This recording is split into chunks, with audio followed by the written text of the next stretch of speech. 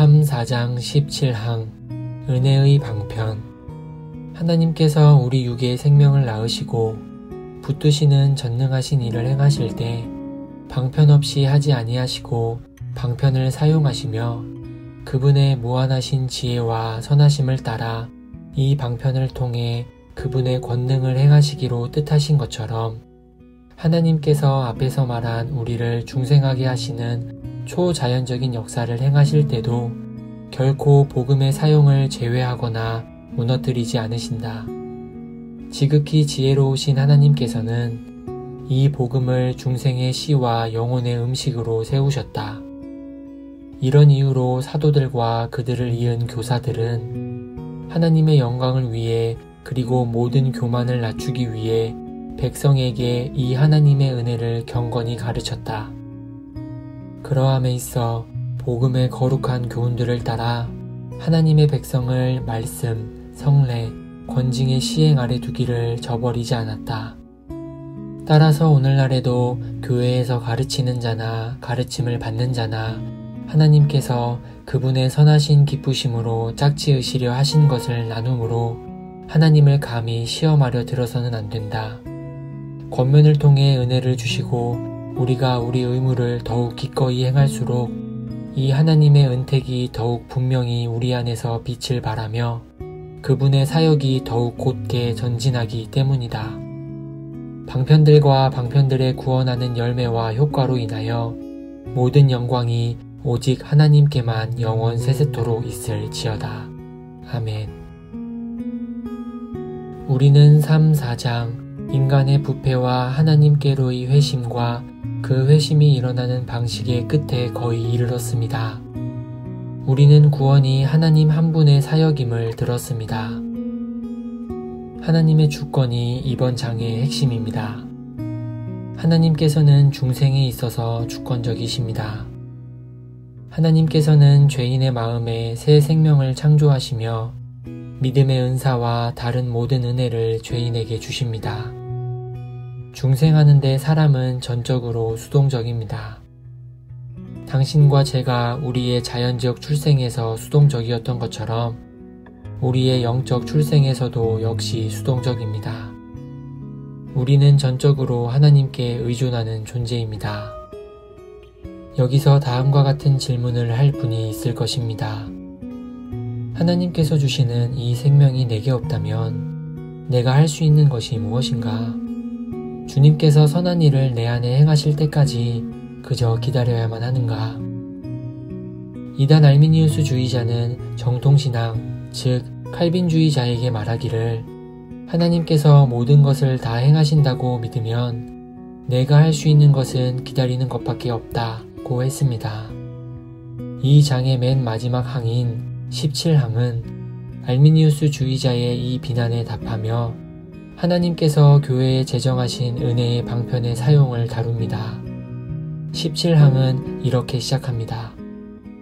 하나님께서 우리 육의 생명을 낳으시고 붙드시는 전능하신 일을 행하실 때 방편 없이 하지 아니하시고 방편을 사용하시며 그분의 무한하신 지혜와 선하심을 따라 이 방편을 통해 그분의 권능을 행하시기로 뜻하신 것처럼 하나님께서 앞에서 말한 우리를 중생하게 하시는 초자연적인 역사를 행하실 때도 결코 복음의 사용을 제외하거나 무너뜨리지 않으신다. 우리와 도르트의 선조들은 성령 하나님께서 간접적으로 일하신다고 믿었습니다. 하나님께서는 매개체를 통해 일하십니다. 하나님께서는 죄인을 중생시키실 때 방편을 사용하시며 그 방편은 바로 하나님의 말씀입니다. 하나님의 말씀의 두 가지 기능을 다뤄보겠습니다. 첫째는 죄인을 그리스도 안에 있는 생명으로 부르는 기능입니다. 이는 성령님께서 복음 설교를 죄인의 마음에 적용하시는 때 일어납니다. 둘째는 죄인이 거듭나고 그리스도 안에서 아기가 된 이후에도 하나님께서는 말씀으로 먹이시고 양분을 공급하신다는 것입니다. 물론 우리는 하나님께서 말씀 없이 역사하실 수 있다는 것을 부인하지 않습니다. 어린 자녀나 정신장애를 가지고 태어난 사람들은 하나님의 말씀을 읽거나 설교를 듣지 않고 중생하는 것이 정말 가능합니다. 하지만 이것은 하나님께서 사용하시는 일반적인 방식이 아닙니다.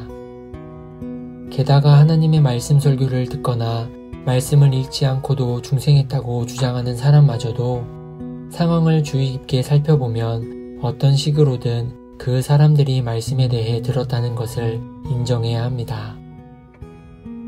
복음에 대한 말씀을 겨우 몇 구절 읽었다거나 라디오에서 들었다고 하더라도 말입니다. 궁극적으로 성령 하나님의 사역과 하나님의 말씀은 연결되어 있다고 믿습니다.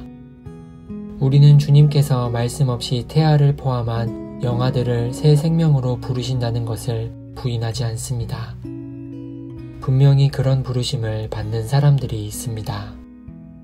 성경은 세례 요한과 선지자 예레미야를 언급합니다. 여기서 우리는 하나님께서 말씀 없이 역사하시는 것이 죄인들을 부르시는 하나님의 일반적 방법은 아니라는 견해를 취합니다. 우리는 하나님께서 일반적으로 설교와 연결된 방식으로 일하신다고 믿습니다. 예를 들면 우리는 사도행전에 나오는 루디아의 회심에서 성령 하나님께서 루디아의 마음을 여시는 것을 읽습니다. 또한 성령 하나님의 역사는 바울이 여자들에게 복음을 설교할 때 일어났습니다. 루디아도 예외가 아닙니다. 이것이 하나님께서 일반적으로 역사하시는 방식입니다.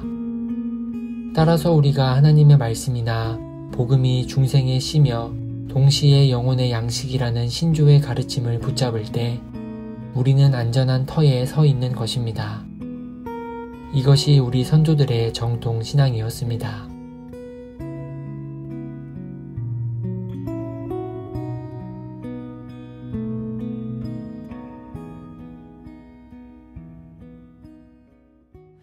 너희 만민들아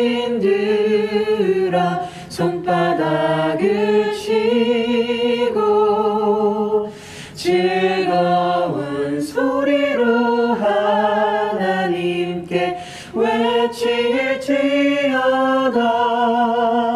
지존하신 여호와는 어미하시고